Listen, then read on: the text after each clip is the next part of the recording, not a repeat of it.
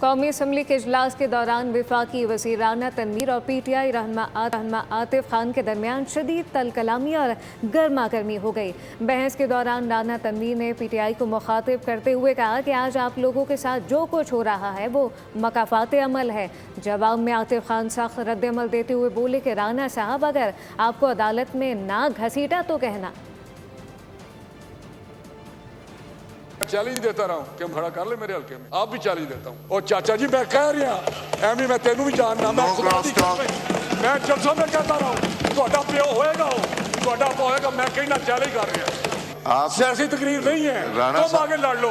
राणा साहब मेरी तरफ देखिए, इनका बाप होगा।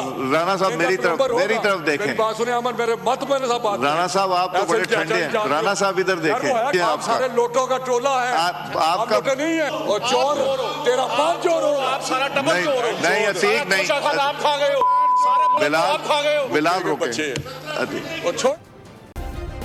सब्सक्राइब करें और बेल दबाएं ताकि कोई खबर रह न जाए।